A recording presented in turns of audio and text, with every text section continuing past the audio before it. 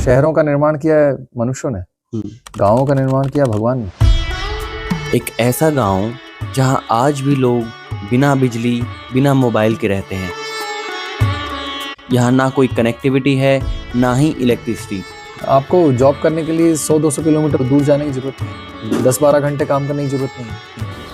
आप दिन में 5-6 घंटे काम करेंगे, आपका घर चल जाएगा। बच्चे यहाँ स्कूल नहीं जाते, बल्कि गुरुकुल जाते हैं, जहाँ उन्हें भगवत गीता का ज्ञान दिया जाता है। आपने भगवत गीता नहीं पढ़ी तो आपका जीवन बेकार है। सुबह की शुरुआत जहाँ हम लोगों की चाय या कॉफ़ी से होती है, वहीं इस गांव में सुबह की शुरुआत भगवान के भजन से होती है। अगर किसी के पीछे प्रधानमंत्री खड़ा है तो वो कुछ भी कर सकता है, कुछ भी कर सकता है। हमारे पीछे भगवान खड़े हैं। और ये है मध्य प्रदेश के विदिशा जिले में बसा हुआ एक छोटा सा गांव, भक्ति ग्राम।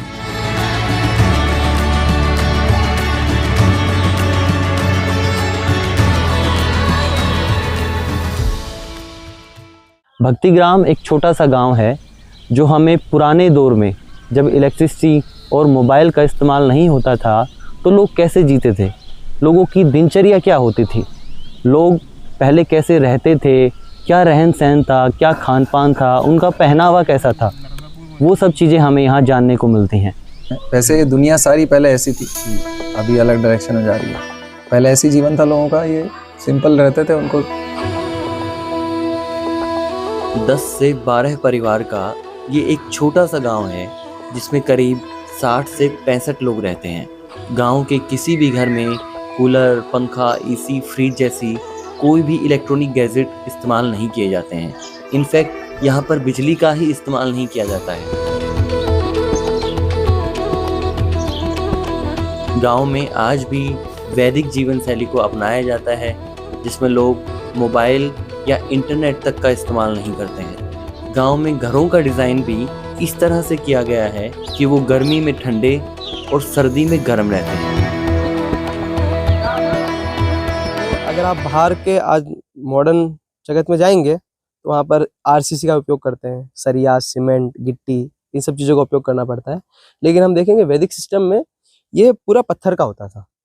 और बीच में ये जो आप मिट्टी देख रहे हैं, ये पहाड़ की मिट्टी होती है, इसे कहते हैं भसुआ। तो भसवे से इसका फीलिंग होता है। इन ईंटों को बना करके सूर्य की जो धूप होती है, केवल उससे सुखाया है। नॉर्मली लोग गांव से शहर जाते हैं पैसा कमाने के लिए, लेकिन ये एक ऐसा गांव है जहां रहने वाले ज़्यादातर लोग अपनी अच्छी खासी जॉब छोड़कर इस गांव में आए हैं और वैदिक जीवन शैली को अपना रहे हैं, जिसका मूल मंत्र है सादा जीवन, उच्च विचार।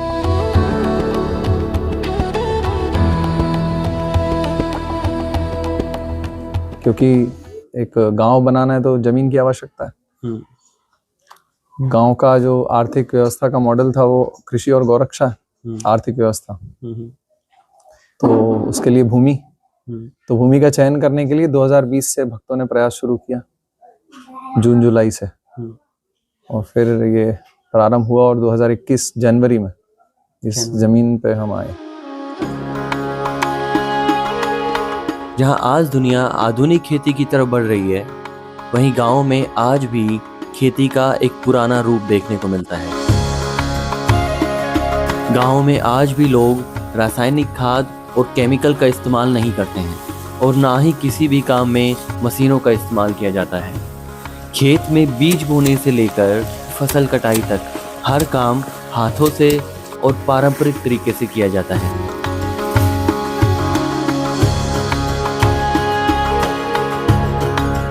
वैदिक संस्कृति में गाय को एक पशु नहीं, परिवार का हिस्सा माना जाता है। इसीलिए गांव में गोरक्षा का विशेष महत्व है।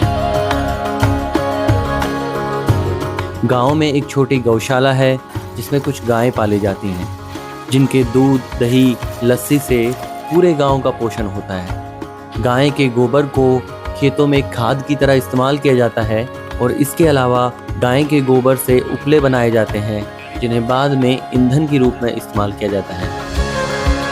ये वृंदावन जीवन है। भगवान को अच्छा लगता था ये जीवन, धूल में रहना, गायों के बीच में रहना, बलराम हल लेके आए, खेतों में घूमना भगवान को पसंद है, वन में घूमना, अपने दोस्तों के साथ क्रीड़ा करना, मस्ती करना। गांव में आज भी गुरुकुल शिक्षा प्रणाली का इस्तेमाल किया जाता है, जहां बच्चे स्कूल नहीं गुरुकुल जाते हैं और भगवत गीता और शास्त्रों का अध्ययन करते हैं।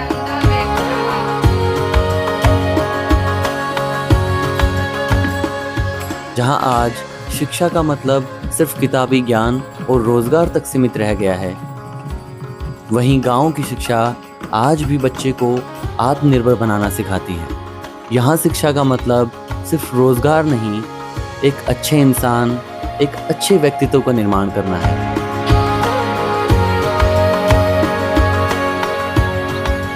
गुरुकुल में किस तरह से शिक्षा दी जाती है, क्या सिखाया जाता होगा? पहले तो चरित्र निर्माण, इंद्रिय संयमन और गुरु को शरणागति, बड़ों का सम्मान, सदाचार।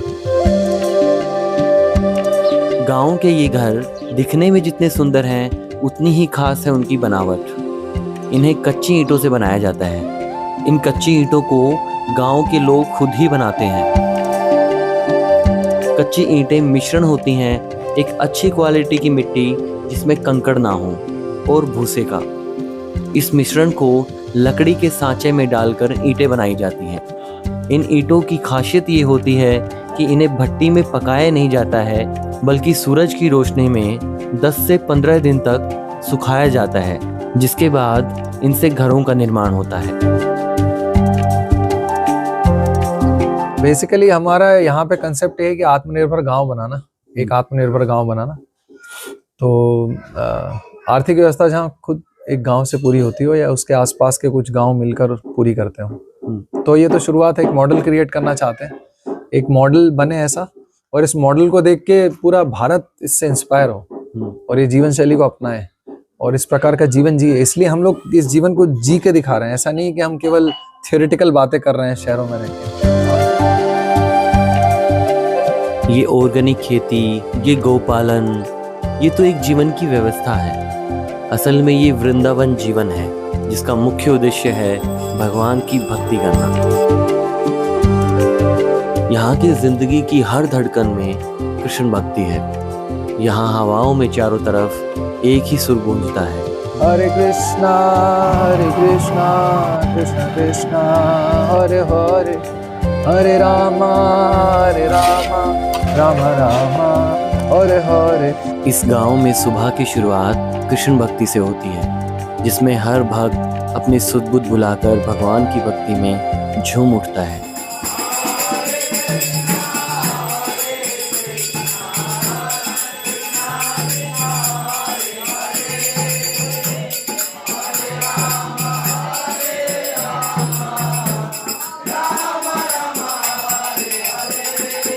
ये सिर्फ एक भक्ति नहीं है, ये एक समर्पण है, जिसमें हर इंसान खुद को भुलाकर भगवान के चरणों में अपने आप को समर्पित कर देता है।